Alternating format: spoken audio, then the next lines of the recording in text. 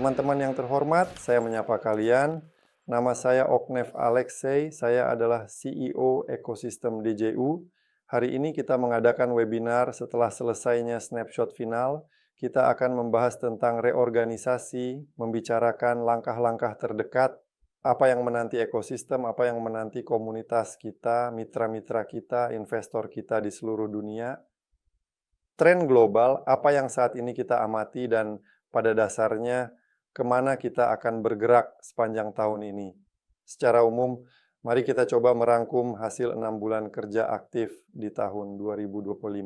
Saya ingatkan bahwa di tahun 2025 kita memasuki tahun ini dengan hasil yang sangat serius, dengan pemahaman yang sangat jelas tentang fondasi yang telah kita bangun, dari mana kita akan melangkah dan kemana kita akan pergi, serta dengan kecepatan seperti apa. Rencana-rencana yang kita buat cukup serius. Menyelesaikan reorganisasi, mendapatkan lisensi, pertumbuhan produk-produk kita, pengembangan RWA, Antipat Launchpad, dan sebagainya. Jadi sekarang bisa dikatakan dengan yakin bahwa kita bahkan bergerak melampaui target tahun ini. Saat ini kita telah menyelesaikan reorganisasi, memberikan kesempatan kepada komunitas awal kita untuk menjadi investor istimewa, membentuk tim spesialis yang solid, yang mengikuti tren dan kecenderungan modern, mampu bekerja dengan jaringan saraf, mampu menciptakan agen otonom. Kami telah memperkenalkan agen-agen ini ke dunia. Sekarang mereka mengelola komunitas kita, membantu membuat konten, membantu menjelaskan rencana dengan baik, menyusun strategi, melakukan analisis cepat, mencari hipotesis, melakukan verifikasi, berbagai pemodelan, dan sebagainya. Dan tentu saja semua ini membuat ekosistem menjadi jauh lebih efisien dalam hal tim, sumber daya, dan produk yang dihasilkan. Hasil dari semua aktivitas ini adalah selesainya tahap di mana kami menuntaskan penjualan saham istimewa perusahaan. Secara umum, hal ini sudah cukup banyak dibahas. Sekarang tugas utama saya adalah pada dasarnya mengucapkan selamat kepada kita semua. Karena signifikansi hukum perusahaan, signifikansi hukum kepemilikan aset perusahaan, semuanya meningkat pesat berkat pengemasan hukum yang tepat. Ini adalah keamanan perusahaan, keamanan kekayaan intelektual, keamanan aset yang telah diciptakan selama bertahun-tahun, keamanan produk-produk tertentu. Tentu saja ini juga keamanan investasi komunitas kita semua yang telah menjadi pemilik bersama perusahaan, pemilik bersama produk. Dan yang paling penting, ini adalah kesempatan untuk berinteraksi dengan pemain kunci dan tepat di pasar ini.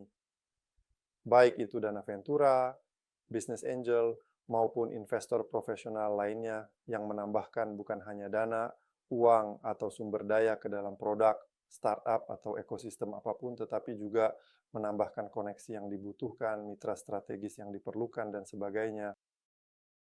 Disinilah letak pentingnya reorganisasi yang telah kami lakukan. Dan pada dasarnya tahapan-tahapan yang kami lalui di tahun 2025, April, Mei, dan Juni memungkinkan kami untuk mendekati persoalan ini secara komprehensif. Pertama, membentuk daftar pemegang saham istimewa. Kedua, memilih yurisdiksi, menambahkan berbagai hak istimewa, dan mempersiapkan diri secara maksimal untuk pembukaan perusahaan, pembentukan struktur holding, pemindahan daftar pemegang saham, pemindahan semua aset, serta langkah-langkah pengembangan selanjutnya. Ini juga mencakup perolehan berbagai lisensi, lisensi kripto, lisensi perbankan, dan tentu saja berinteraksi di level yang sedikit berbeda. Apa maksudnya level yang berbeda? Ini adalah kesempatan untuk mempersiapkan perusahaan menghadapi putaran pendanaan berikutnya. Jelas, saat ini kita berada di jendela peluang yang sangat besar, besar dari segi potensi, dari segi kemungkinan melakukan lompatan kuantum, ya maksud saya untuk perusahaan IT manapun yang berinteraksi dengan kecerdasan buatan, melakukan sesuatu di bidang ini, serta dengan blockchain. Dan jendela peluang ini pada dasarnya memiliki potensi yang sangat tinggi. Hal ini terkait dengan perubahan politik yang terjadi di dunia, juga dengan keinginan strategis banyak negara dan wilayah untuk memiliki kedaulatan di bidang teknologi. Mungkin nanti kita akan membahas hal ini lebih lanjut. Intinya, jendela peluang ini sangat besar. Dan perlindungan hukum yang tepat untuk perusahaan, aset, kepemilikan, serta kemampuan untuk terus bergerak maju berkat struktur hukum yang benar. Ini adalah momen penting yang hampir kami selesaikan, karena yang tersisa hanyalah beberapa persiapan terakhir, menyelesaikan daftar pemilik saham istimewa, menyiapkan semua dokumen yang diperlukan. Apa yang kami rencanakan untuk 1,5 bulan terakhir musim panas ini? Menyerahkan semua dokumen secara final dan mungkin bahkan sudah sempat mendaftarkan semuanya, setidaknya perusahaan pertama, dan membangun struktur hukum untuk pengembangan selanjutnya. Kunci utamanya adalah yurisdiksi BVI, di mana kami berencana mendaftarkan struktur holding yang akan terdiri dari perusahaan induk dan perusahaan-perusahaan pendukung yang akan dibuka sesuai kebutuhan, baik untuk produk tertentu maupun untuk struktur tambahan lainnya dan sebagainya. Semua ini dilakukan sesuai kemampuan. Saat ini, yang terpenting adalah mendaftarkan perusahaan induk. Itulah yang sedang kami lakukan. Apalagi yang direncanakan dan akan dilakukan pada bulan Juli? Jelas, peningkatan porsi komunitas. Sejak tahun lalu, kami sudah mengatakan bahwa reorganisasi akan menyebabkan porsi komunitas meningkat hingga 30%, tidak akan lebih dari 30%. Porsi tim akan sebesar 51%, artinya kami memegang paket pengendali dan kendali atas perusahaan. Dalam pengertian klasik tentang pengelolaan perusahaan, tetap kami pegang. Karena kami sangat memahami bahwa di jalan yang sulit dan tidak mudah ini, kita harus tetap berpegang pada tujuan yang telah dipilih dan terus maju apapun yang terjadi.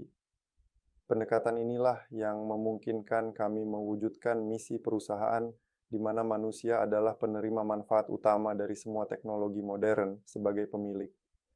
Dan mereka yang sudah lama bersama kami paham bahwa nantinya pemilik itu akan benar-benar menjadi pemilik identitas digitalnya sendiri, avatar digitalnya yang utuh, warisan digitalnya, keabadian digitalnya. Mungkin sekarang bagi banyak orang dia ini sudah tidak terdengar seperti fiksi ilmiah, melainkan sebagai solusi teknologi nyata yang kini berkembang bukan hanya di tempat kami, tapi kami juga cukup memahami bidang ini.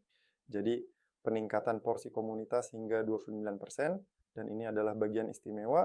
Di sini penting untuk dipahami bahwa porsi ini tidak akan terdilusi. Artinya, kami tidak akan lagi menjual saham istimewa dan tidak akan menambah orang ke dalam daftar ini dan sebagainya. Karena itu, kami benar-benar serius dan adil dalam menangani hal ini. Karena orang-orang yang bersama kami sejak hari pertama, sejak tahap awal perkembangan kami, jelas adalah mereka yang telah melewati masa-masa tersulit dan tahap paling berisiko bersama kami. Dan peningkatan hingga 30%, seperti yang sudah kami umumkan, tidak akan lebih dari 30%. Sekarang kami sepakat pada angka 29%. Jadi ini adalah kompensasi penuh atas risiko yang telah kalian tanggung bersama kami dari tahap awal hingga tahap saat ini. Karena itu, kami telah melakukan beberapa snapshot dan dari tanggal 14 hingga 20 Juli, dalam rentang waktu tersebut, kami akan melakukan distribusi ini. Sebelumnya, kami menyelesaikan semua urusan perhitungan. Dan bukan hanya soal perhitungan, jelas di hari-hari terakhir kami menerima banyak permintaan ke layanan dukungan. Ada yang ingin mempertahankan cicilan, ada yang ingin melakukan sesuatu agar sempat ikut. Bahkan kemarin pun kami masih menerima pertanyaan-pertanyaan seperti itu. Seperti biasa, semuanya ditinggalkan hingga saat-saat terakhir. Tapi mohon maaf, saya tidak bisa memberikan jaminan apapun di sini. Setiap kasus tentu akan kami tangani secara individual. Jika Anda memang mengalami kendala teknis atau ada alasan yang benar-benar bisa diterima, mungkin kami akan membantu. Tapi jika Anda hanya tidak mengikuti perkembangan perusahaan, entah kenapa melewatkan informasi yang sudah cukup tersedia, dan misalnya cicilan Anda dibatalkan, jangan berharap itu akan dipulihkan. Karena itu di sini kami akan menangani semuanya secara sangat individual, namun tentu saja dengan kewajaran. Jadi saya ucapkan selamat kepada semua atas selesainya tahap ini. Pembagian berikutnya akan dilakukan pada 14 hingga 20 Juli. Tentu saja kami akan berusaha melakukan semuanya lebih cepat untuk apa menunda jika bisa dilakukan lebih cepat.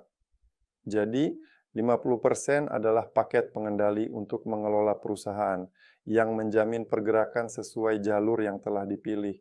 29% adalah porsi komunitas. Dan 20% adalah dana cadangan yang kami sisihkan untuk pengembangan lebih lanjut untuk pendanaan ekosistem ke depannya. Namun ini akan menjadi saham non-istimewa. Karena itu, Kami benar-benar tegas dan pasti dalam keputusan ini, dan pendekatan seperti inilah yang memungkinkan terciptanya rasa keadilan. Saya bicara untuk diri saya sendiri, untuk tim, saya rasa Anda mengerti maksud saya. Ini menambah rasa keadilan dalam hubungan kita, dalam perjalanan yang sudah kita jalani bersama hampir 6 tahun. Mungkin perlu saya tambahkan lagi tentang proyek hak istimewa. Ini adalah hak untuk memberikan suara, berpartisipasi dalam keputusan tertentu. Ini saya rasa tahun ini kami akan mencoba mengadakan beberapa pemungutan suara, setidaknya untuk mengetahui seberapa banyak audiens yang memang ingin berpartisipasi dalam pengambilan keputusan. Karena kami melihat tidak semua orang masuk ke akun pribadinya, jelas ini akan menjadi beberapa percobaan awal, jadi kita akan lihat nanti. Preferensi likuidasi artinya saham istimewa memiliki preferensi likuidasi, ada perlindungan anti dilusi. Artinya kami tidak akan lagi menjual atau menerbitkan saham istimewa, dengan demikian tidak ada yang akan mengurangi porsi Anda, dan itu memang benar dan perlu. Selain itu, hak dividen juga ada yang bisa berupa prioritas pembayaran dividen maupun proporsi pembayaran dividen yang berbeda.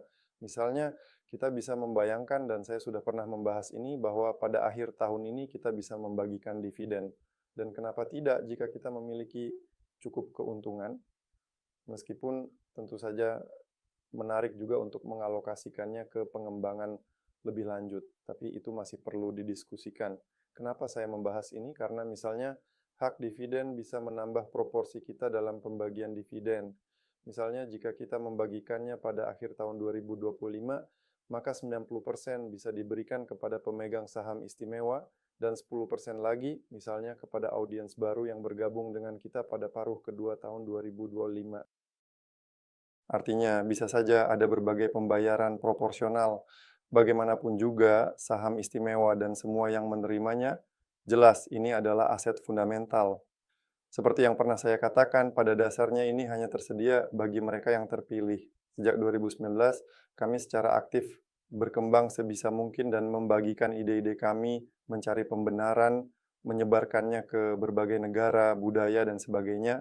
Dan jelas ide-ide ini sampai ke sebagian orang. Orang-orang inilah yang menjadi pemilik bersama perusahaan, menjadi mereka yang memajukan dan mengembangkan perusahaan ini. Dan jelas mereka adalah orang-orang terpilih. Karena itu, ini adalah aset fundamental yang berada di tangan yang tepat. Dan saya sekali lagi mengucapkan selamat kepada kalian semua.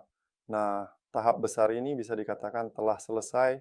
Semua yang berpartisipasi aktif, semua yang mengikuti kami, meninggalkan komentar, berinteraksi dengan DJU Alpha di chat, itu sangat penting.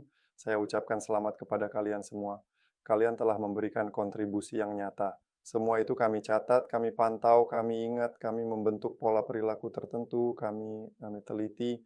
Semua itu menjadi dasar program identitas digital kalian, menjadi dasar pengembangan produk DJU Alpha yang saat ini masih merupakan produk-produk terpisah. Namun tahun ini kalian akan melihat bagaimana semuanya bersatu menjadi satu kesatuan.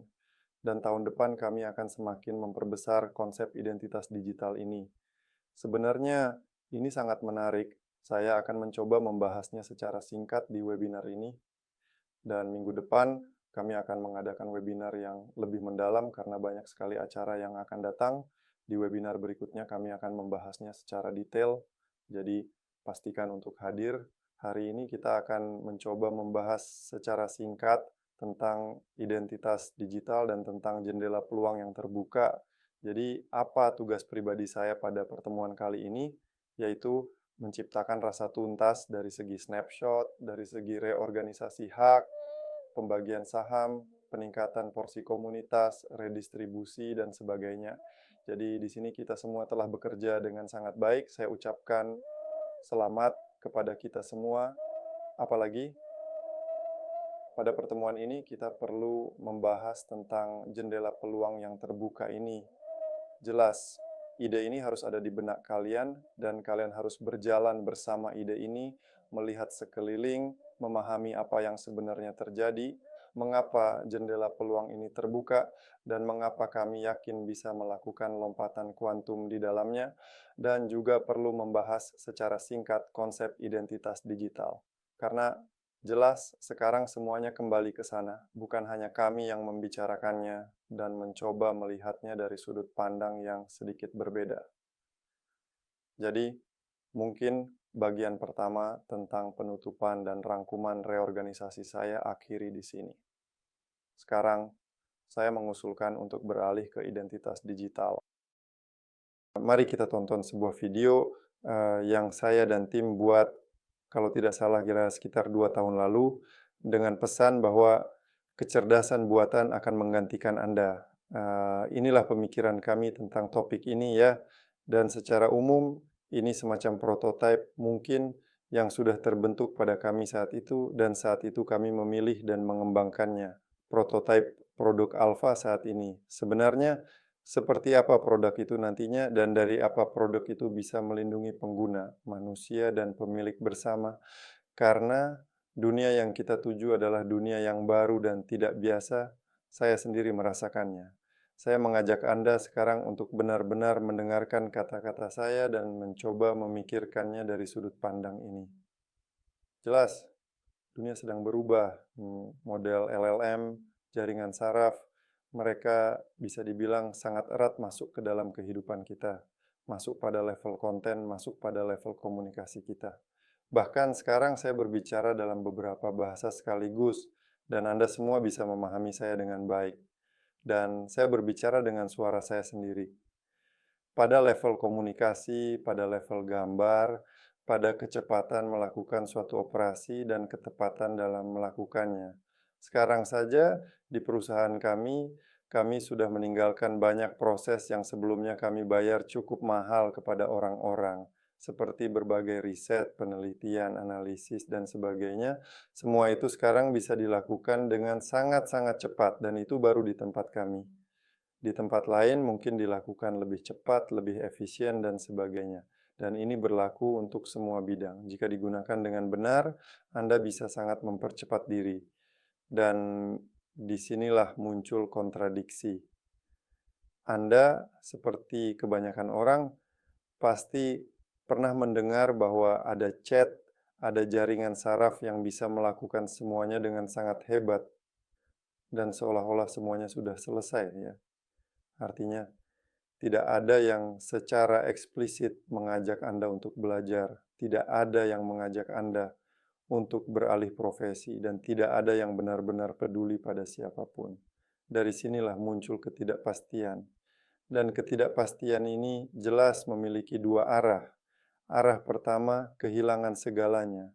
Karena Anda mungkin telah belajar sesuatu selama 5 tahun di universitas, 5 atau 10 tahun yang lalu.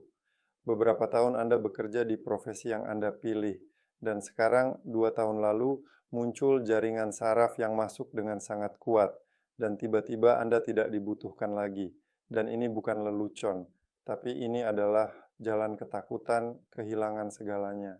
Itu jelas ada, dan pada saat yang sama terbuka jendela peluang untuk mempercepat diri secara signifikan, karena sistem mobilitas sosial di negara kita kadang ada, kadang tidak, sangat spesifik. Tapi jika Anda bisa mengikuti perkembangan teknologi, dan kami percaya akan hal itu, kami juga mengajarkannya. Maka mobilitas sosial ini berubah menjadi semacam lubang cacing, kesempatan untuk melakukan lompatan kuantum. Dan sekarang pilihan ini mungkin dihadapi semua orang. Dan di berbagai wilayah ini muncul dengan cara yang berbeda. Di suatu tempat, ini adalah kesempatan untuk melakukan lompatan kuantum bagi seluruh negara atau wilayah, atau bagi seseorang dalam profesinya berkat teknologi modern.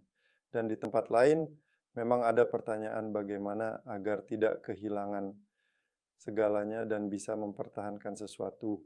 Oleh karena itu, berdasarkan pesan ini, beberapa tahun lalu kami membuat video ini. Sekarang kita akan menontonnya bersama. Di beberapa bagian, Anda akan melihat imajinasi kami tentang topik ini. Di bagian lain, Anda akan melihat bahwa beberapa hal ternyata menjadi kenyataan. Jadi, mari kita tonton, dan setelah itu kita lanjutkan.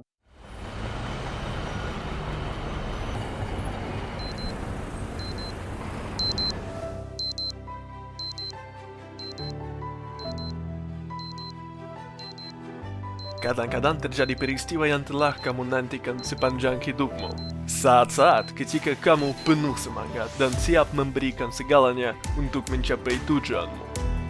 Namaku Alexei dan hari ini adalah momen yang tepat. Lagi pula hari ini adalah syuting hari jadi DJU.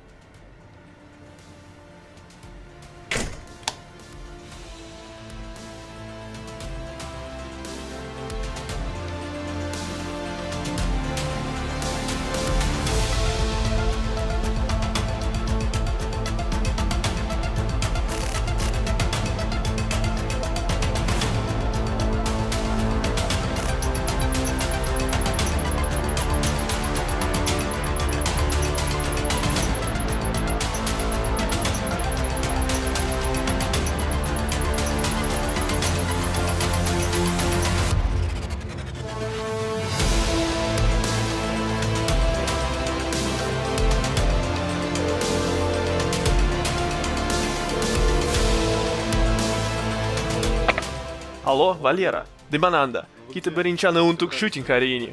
Лёша, salam. Kami sudah selesai rekaman. Sudah selesai? Kami gunakan avatar digital. Даже sudah siap, kamu bisa ngecek. Bagaimana sudah siap? Salam semua, bersama Anda adalah avatar digital Alexei Panyatov dan digest hari jadi DJU. Hari ini, saya akan bercerita tentang berita perusahaan. Sekarang, kita akan berbicara tentang proyek RWA yang telah menghasilkan 10 miliar dolar.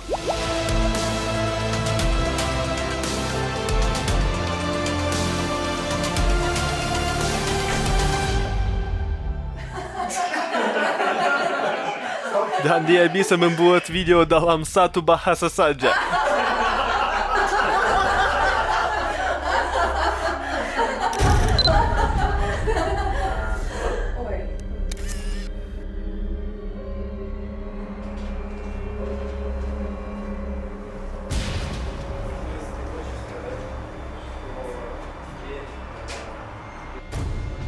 Maksudmu, kami tak perlu bayarkan gaji untukmu?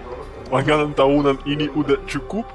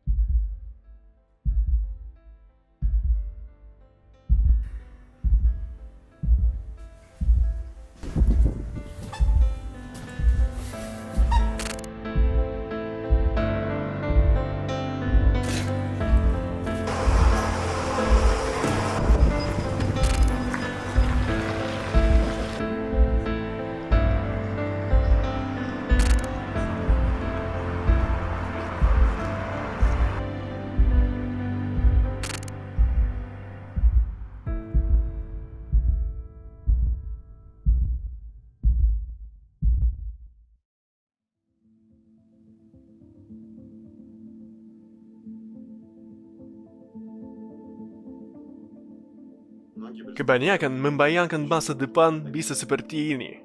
Kecerdasan buatan dan teknologi modern lainnya akan membuat kita tidak diperlukan lagi dalam pekerjaan kita. oleh teman-teman kita, oleh orang-orang yang kita cintai. Dan ini benar-benar bisa terjadi. Tetapi, kita melihat masa depan yang berbeda. Halo, apa kabar? Kamu terlihat keren sekali. Halo, kabar baik, makasih. Apa kabarmu hari ini?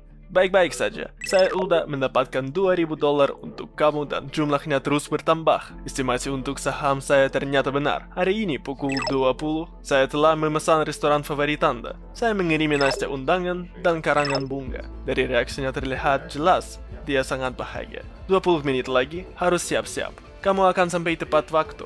Taksi akan menunggu di pintu masuk. Beberapa temanmu berulang tahun minggu ini. Saya sudah mengucapkan selamat kepada mereka. Jangan khawatir. Saya tahu kamu selalu melupakan hal ini. Semua pekerjaanmu sudah selesai. Kamu bebas sampai hari Senin. Saya juga ingatkan kamu bahwa 2 minggu kemudian liburanmu akan mulai. Dan hotel untukmu dan Nastya sudah direservasikan. Selamat bersenang-senang. Luar biasa. Terima kasih. Dan tolong jawab, kamu di tahun berapa? 5 Desember tahun 2030. Bagus. Kalau begitu, sampai bertemu lagi di masa depan. Jadi, ini adalah video yang cukup menarik, baik dari segi produksi maupun dari kedalaman pemikiran yang kami tuangkan di dalamnya. Saya baru saja menontonnya lagi. Sebelumnya kami juga menontonnya bersama audiens di Future Summit yang diadakan di kota Novosibirsk pada awal Juni. Dan di sana, para tamu yang hadir juga merinding karena ketepatan beberapa prediksi kami dan bagaimana hal itu benar-benar terwujud. Karena membuat prediksi itu satu hal, tapi bagaimana penerapannya dalam kehidupan nyata itu benar-benar berbeda. Banyak hal yang kami bicarakan di sana sudah terwujud. Misalnya agen otonom yang kami gunakan di perusahaan, dan memang kami hanya membayar langganan untuk masing-masing agen otonom yang sangat memudahkan pelaksanaan berbagai tugas. Dan kedepannya jumlahnya akan semakin banyak. Mereka akan saling berinteraksi. Ada banyak sekali pertanyaan etis, hukum, politik, dan keamanan yang muncul, bukan hanya di tempat kami, tapi secara umum. Karena itu, tren global tentang identitas digital ini, dan di video ini kami membahas dampaknya secara konkret terhadap manusia dan pendekatan kami terhadapnya. Jadi, sekarang jelas sudah saatnya untuk mulai memperhatikan hal ini. Maksud saya, baik perusahaan maupun setiap individu di dunia, karena ini adalah tren global yang sedang terjadi. Mungkin Anda belum melihat gambaran besarnya hanya karena Anda belum terlalu mendalami, tapi Anda pasti sudah melihat bagian-bagian dari proyek global ini yang sedang dibangun oleh korporasi dan perusahaan-perusahaan tertentu.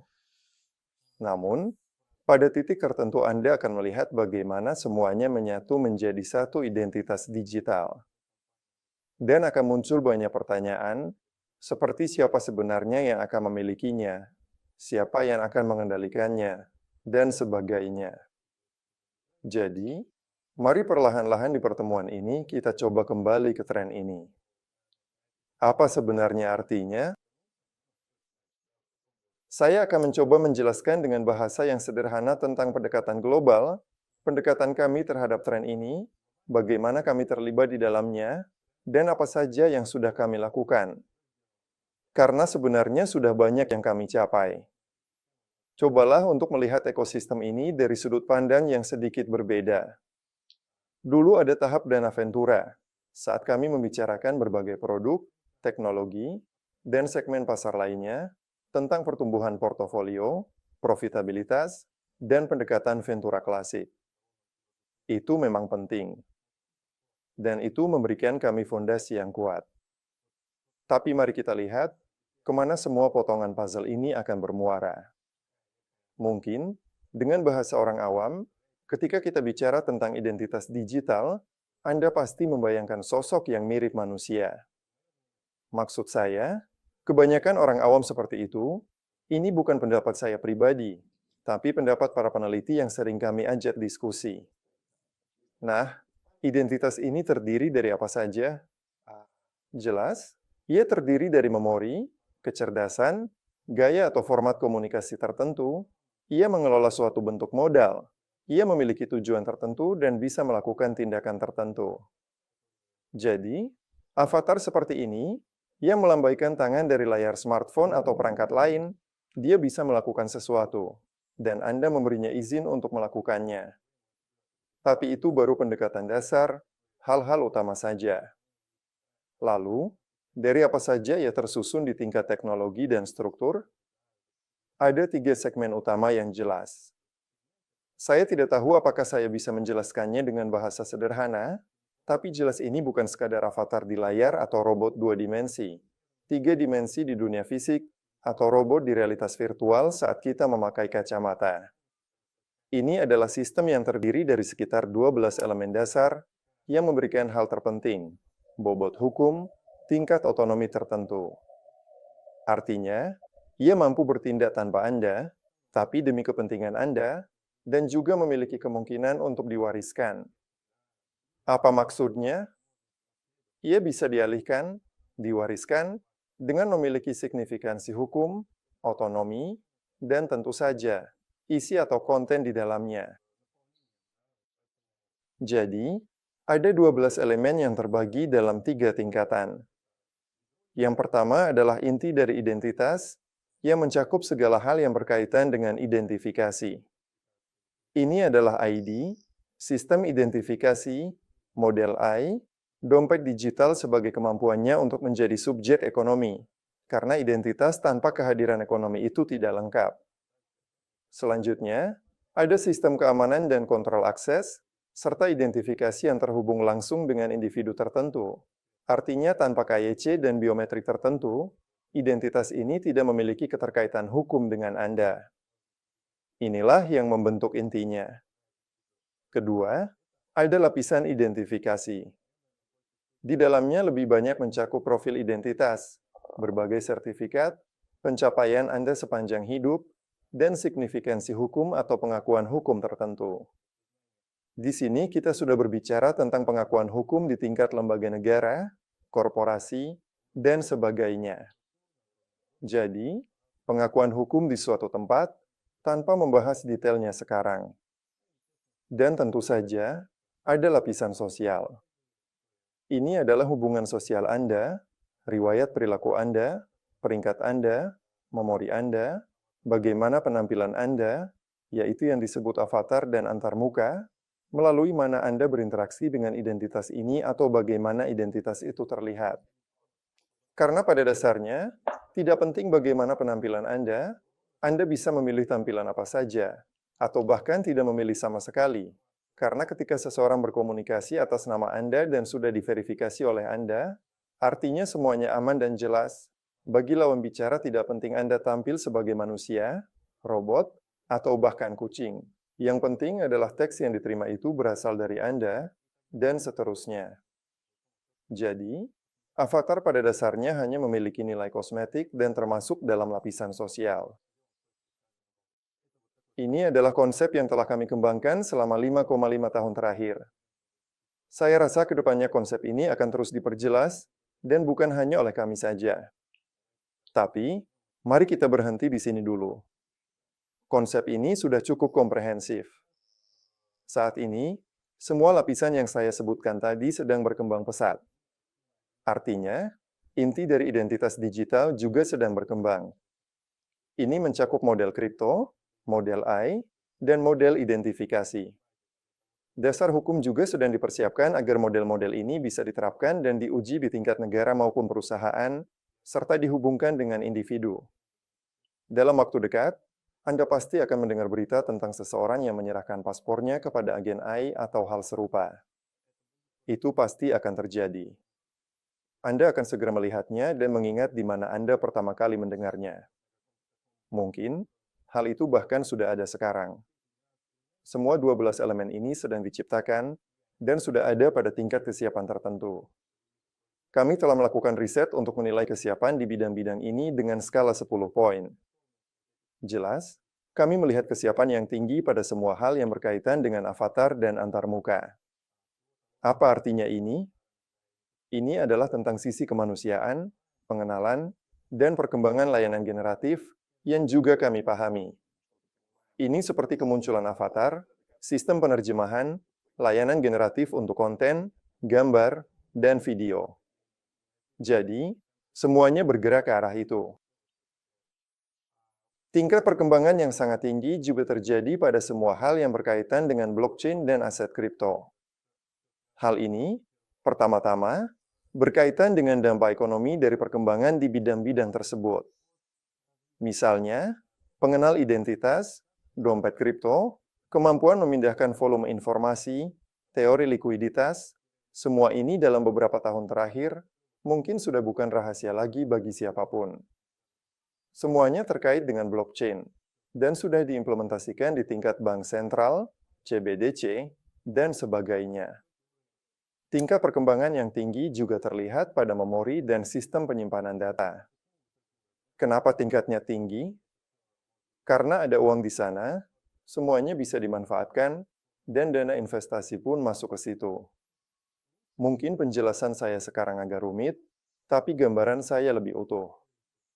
Tingkat perkembangan yang rendah justru ada pada berbagai layanan reputasi, kepercayaan, riwayat interaksi, pengakuan hukum, status sosial, dan keunikan hukum, karena semua itu membutuhkan penyelesaian masalah etika yang sangat serius dan pada dasarnya harus dihubungkan di tingkat global, yang selalu sangat rumit. Namun, ketika pada suatu saat nanti kesiapan tinggi tercapai di semua elemen lain dan proses pembagian ulang dunia di tingkat politik serta pembentukan pusat-pusat baru selesai, kita akan melihat bahwa semua persoalan hukum akan diselesaikan dengan sangat cepat dan mata uang digital, termasuk mata uang bank sentral CBDC yang sudah lama kita bicarakan, akan segera diimplementasikan. Dan Anda akan melihat betapa cepatnya Anda semua akan ditawari untuk melakukan identifikasi biometrik, dan di beberapa tempat itu bukan lagi tawaran, melainkan kewajiban. Anda akan memiliki subjek otonom. Dan semua ini memiliki tingkat perkembangan yang sangat tinggi dan pesat. Pada suatu saat nanti, kita akan menyadari, atau sebagian orang bahkan tidak akan menyadarinya sama sekali, bahwa mereka telah berada di dunia yang benar-benar baru dan berbeda, di mana identitas digital, agen digital, atau kumpulan agen-agen ini yang terhubung langsung dengan Anda dan menjalankan fungsi-fungsi tertentu yang esensial, menjadi elemen wajib dalam interaksi dan identifikasi, sama seperti paspor fisik atau ponsel pintar. Jika Anda tidak memilikinya, atau Anda menolaknya karena alasan tertentu yang kuat, maka Anda akan langsung terhapus dari kehidupan ekonomi, sosial, dan aspek lainnya secara signifikan. Secara umum, contoh penggunaan semua ini sangat beragam dan luas. Saya rasa, kita tidak akan membahas lebih dalam soal ini di webinar kali ini. Kita akan membahasnya lebih detail di webinar berikutnya, dan mungkin itu bahkan bukan sekadar webinar, melainkan pertemuan pakar yang lebih komprehensif dan mendalam. Jadi, saya mengundang semua untuk ikut serta. Dan hal-hal yang baru saja saya sampaikan, saya mengajak Anda untuk melihatnya dari sudut pandang ekosistem DGU. Tadi kita sudah membahas beberapa hal penting, 3 tingkat identitas digital dan kesiapan mereka dalam skala 10 poin. Silakan tulis pendapat Anda di kolom komentar atau di chat. Sekarang Anda melihat slide ini, 12 elemen identitas digital dan tingkat kesiapan mereka di dunia. Silakan screenshot. Di slide kedua ada informasi tentang apa saja yang membentuk inti, lapisan identifikasi, dan lapisan sosial. Simpan juga slide ini. Pikirkan untuk diri Anda sendiri, tapi saya pribadi akan sangat senang, dan saya rasa semua juga akan senang, jika Anda juga menuliskan menurut Anda, produk dan teknologi apa saja yang telah dikembangkan dan didanai ekosistem DGU selama 5,5 tahun melalui dana Ventura, yang sesuai dengan konsep ini. Saya yakin penonton yang jeli akan menemukan pola dalam bagaimana semuanya saling terkait, dan mungkin dengan takjub akan menemukan teknologi dan proyek yang memiliki 2 fungsi sekaligus. Berdasarkan itu, Anda akan semakin menghargai efektivitas konsep yang sedang kami kembangkan. Ini permintaan pribadi saya. Mari kita lakukan riset kecil-kecilan berdasarkan konsep yang baru saja saya jelaskan, dan tambahkan pemikiran Anda. Proyek-proyek perusahaan mana yang sesuai dengan konsep pengembangan identitas digital, baik di inti, lapisan identifikasi, lapisan sosial, sistem KYC, dan sebagainya. Jadi, mohon beri perhatian khusus pada hal ini. Tentu saja, kami akan ada di chat selama siaran berlangsung. Silakan ajukan pertanyaan, dan saya, rekan-rekan, serta DGU Alpha akan menjawabnya untuk Anda. Di sini penting juga untuk disampaikan bahwa, jelas sekali, pasar di bidang ini dan bidang-bidang terkait lainnya sedang tumbuh dengan sangat pesat, perusahaan-perusahaan baru terus berkembang dan berinovasi. Dan pasar yang sebentar lagi akan menjadi tempat bersatunya perusahaan-perusahaan ini akan bernilai triliunan dolar, karena pada dasarnya akan menggabungkan pasar kecerdasan buatan yang luas, pasar fintech yang dinamis, dan teknologi blockchain yang revolusioner. Semuanya akan menjadi otonom sepenuhnya dan pada titik tertentu akan sangat menjanjikan secara finansial. Saat ini, menurut pandangan kami, kita sedang menyaksikan hype yang sangat besar di pasar ini, sehingga terjadi semacam overheating atau gelembung, tapi kira-kira dalam 1 atau 2 tahun ke depan, dalam 12 atau 24 bulan yang kita bicarakan, pasar ini akan mulai stabil dan menemukan keseimbangannya. Karena sekarang, jika Anda mengikuti perkembangan ini, Anda akan melihat bahwa model-model baru yang canggih, layanan-layanan baru yang inovatif terus bermunculan, yang bisa membuat video menjadi lebih baik, melakukan segalanya dengan lebih keren, lebih baik, lebih menarik, dan tentu saja lebih murah. Dan sebentar lagi semua ini akan menjadi kebiasaan dan menjadi hal yang biasa saja dalam kehidupan sehari-hari. Tidak akan ada yang terkejut lagi. Sudah tidak sekeren itu seperti dulu. Dan kira-kira dalam 1 atau 2 tahun, akan mulai terjadi penerapan yang tenang namun tak terelakkan ke dalam kehidupan sehari-hari kita. Inilah salah satu alasan utama mengapa saat ini kita melihat adanya peluang besar untuk lompatan kuantum yang signifikan ini. Dan sekarang mari kita coba untuk sedikit lebih mendalami topik yang sangat menarik ini, agar pada webinar berikutnya Anda bisa datang dengan persiapan yang lebih matang dan pemahaman yang lebih mendalam. Karena saya selalu senang berbicara di depan audiens yang datang dengan tingkat pengetahuan dan persiapan tertentu yang memadai.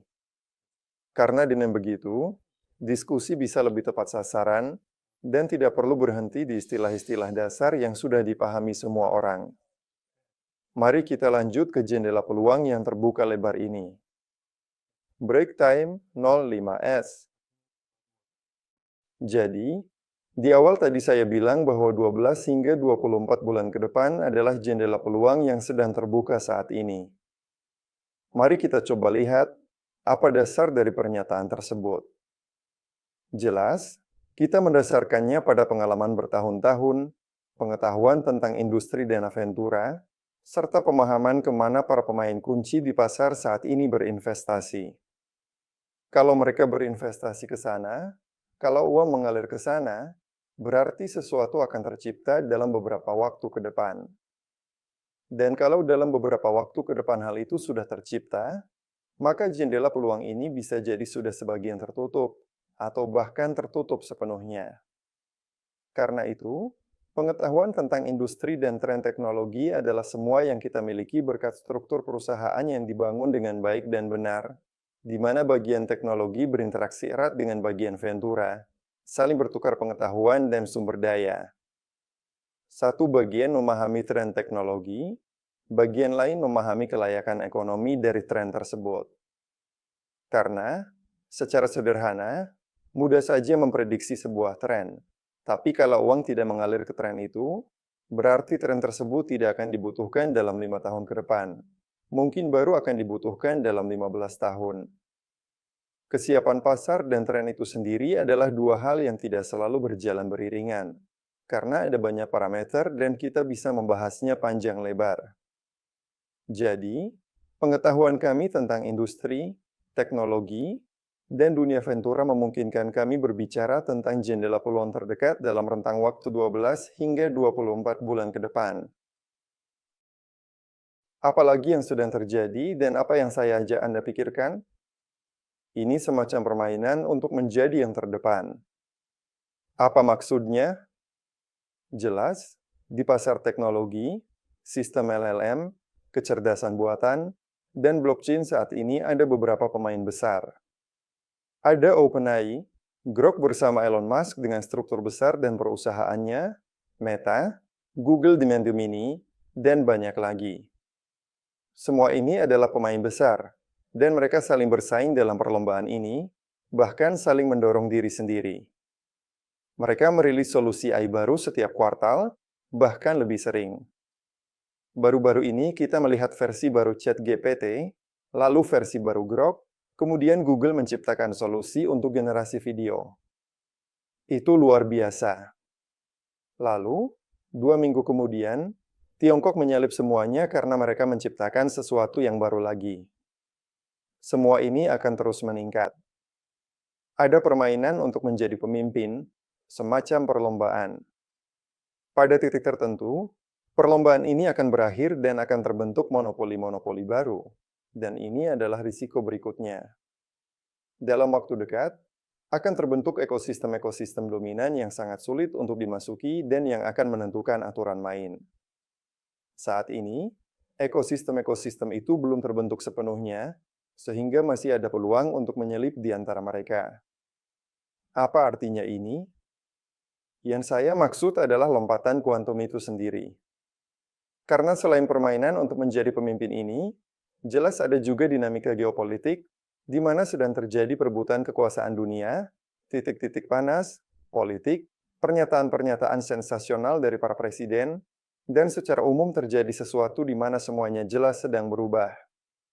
Semua ini meningkatkan permintaan akan otonomi digital, menciptakan peluang untuk mengambil posisi dalam otonomi digital tersebut.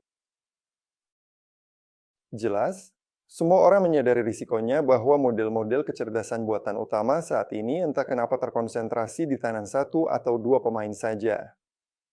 Kita bisa menyebut beberapa pemain terbesar yang berlokasi di Amerika Serikat dan merupakan startup dari negara tersebut. Apa dampaknya bagi dunia lainnya?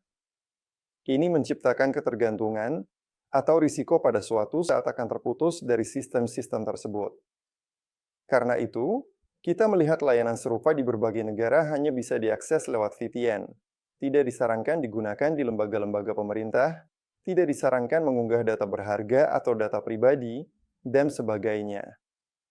Semua itu adalah risiko dan ketergantungan yang jelas akan terjadi. Dan jika semuanya terkonsentrasi di satu tangan, maka pasti ada pihak yang ingin memaksakan kehendaknya. Apakah semua orang lain menginginkan itu? Tentu tidak. Artinya, semua negara ingin memiliki kedaulatan dalam hal ini. Dan kita bisa menawarkan alternatif untuk pasar negara-negara BRICS, negara-negara CIS, Afrika, Amerika Latin, India, dan negara-negara lain. Mulai dari pendekatan hingga solusi teknologi yang konkret. Proses ini sudah kita mulai sejak tahun 2021 atau 2022, proses interaksi di berbagai level pemerintahan.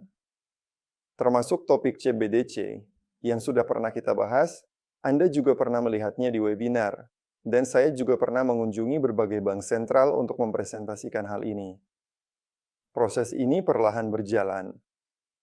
Dan Aventura memungkinkan kita membangun komunikasi dengan cara yang sangat tepat dan di tingkat interaksi yang berbeda, serta menawarkan solusi teknis. Dalam hal ini, di satu sisi kita melihat perkembangan yang pesat dan pentingnya strategi solusi-solusi kecerdasan buatan, AI, yang inovatif. Sementara di belahan dunia lain kita melihat ketiadaan hal tersebut. Namun ada keinginan yang kuat untuk menjadi berdaulat dan memiliki struktur teknologi serta regulasi sendiri. Apakah kita bisa menawarkan sesuatu yang berharga di sana? Menjadi pencipta atau setidaknya menjadi konsultan yang terpercaya dan membagikan pengalaman berharga yang kita miliki. Dan pengalaman kita ini sangatlah serius dan mendalam? Tentu saja kita bisa. Inilah yang menjadi jendela peluang yang sangat besar, setidaknya untuk kawasan ini, khususnya negara-negara BRICS. Tapi yang saya maksud adalah Asia, negara-negara CIS, India, negara-negara Afrika, dan Amerika Latin. Belum lama ini kami mengunjungi Amerika Latin, menandatangani perjanjian penting dengan Teknopar setempat. Dan baru beberapa hari lalu kami melakukan salah satu panggilan awal yang sangat produktif, di mana kami membahas banyak topik ini secara mendalam dan komprehensif. Jadi, dalam waktu dekat Anda akan melihat perkembangan lebih lanjut yang signifikan, khususnya dalam hal interaksi dengan pemerintah dan korporasi besar di kawasan BRICS.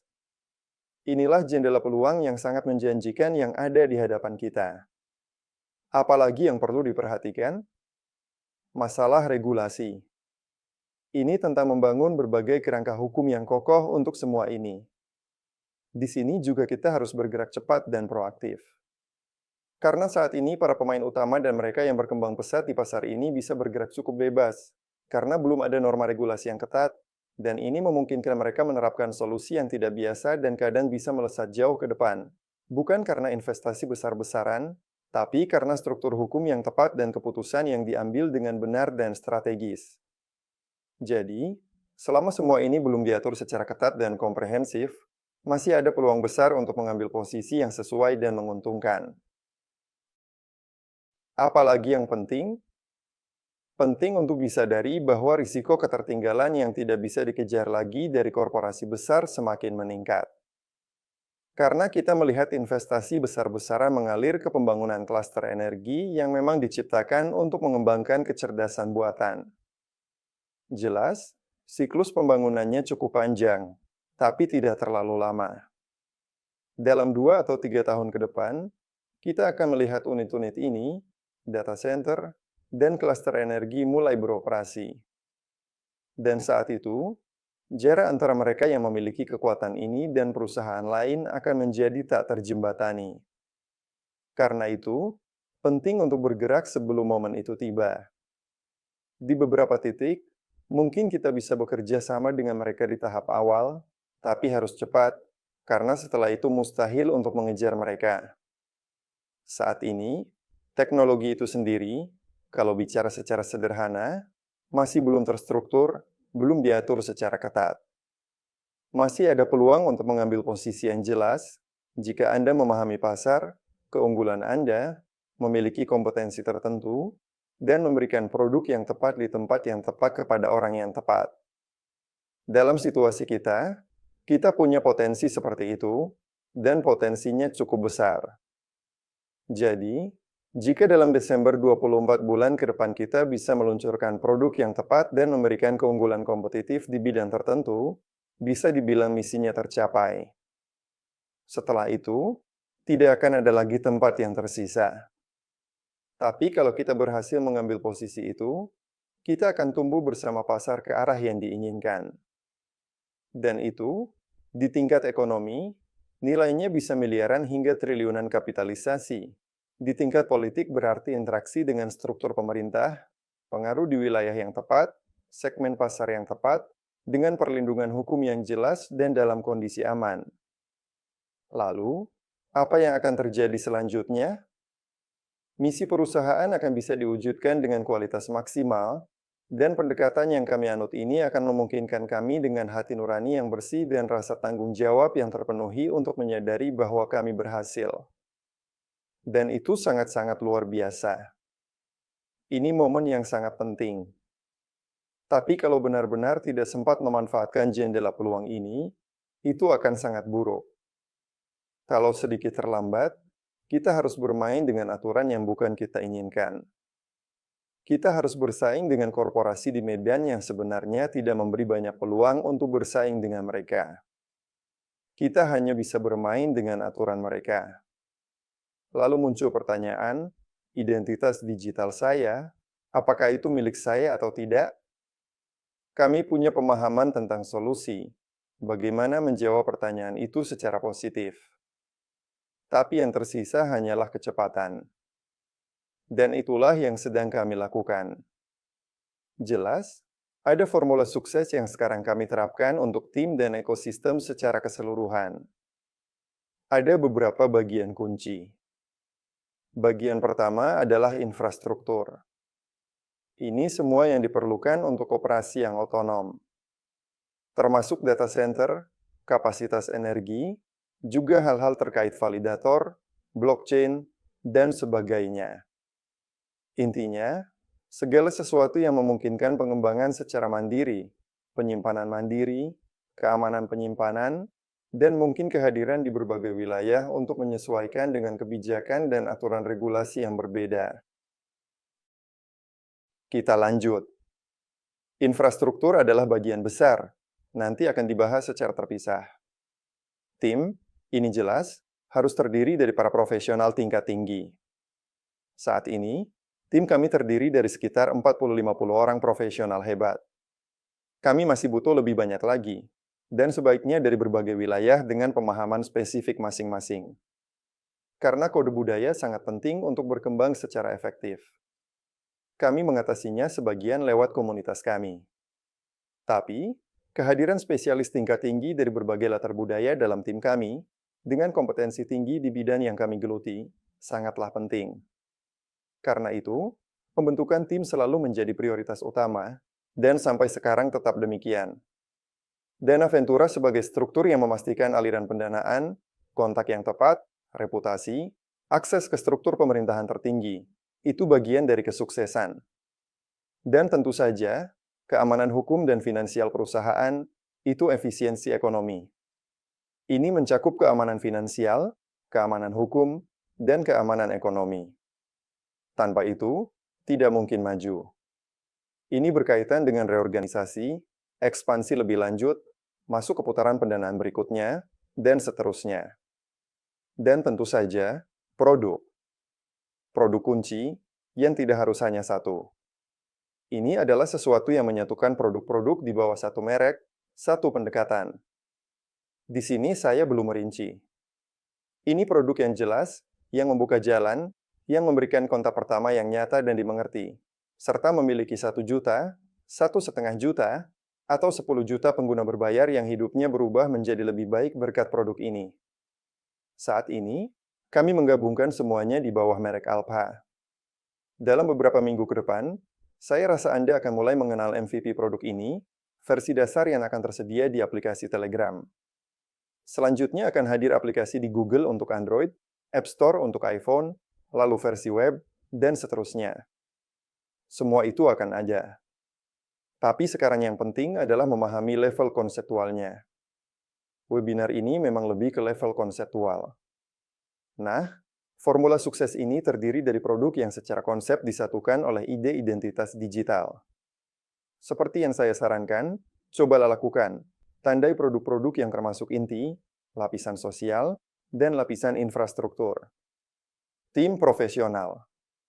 Dana Ventura, jaringan, dana, reputasi. Dan keamanan hukum serta finansial. Itu semua adalah formula sukses. Dan dalam 12 hingga 24 bulan, itulah jendela peluang. Di sini ada formula sukses, di sini ada jendela peluang. Keduanya harus disatukan. Kita harus melewati jendela itu, dan sebaiknya secepat mungkin. Inilah yang akan kami lakukan dalam beberapa bulan ke depan. Silakan ikuti perkembangannya, ikut terlibat, dan jadilah pengguna produk, bahkan menjadi pemilik bersama produk. Dan yang paling penting, datanglah ke webinar berikutnya untuk memahami lebih detail bagaimana Anda bisa terlibat, peluang apa saja yang terbuka untuk masing-masing dari Anda. Saya rasa, itu saja. Terima kasih atas pertemuan hari ini. Sampai jumpa.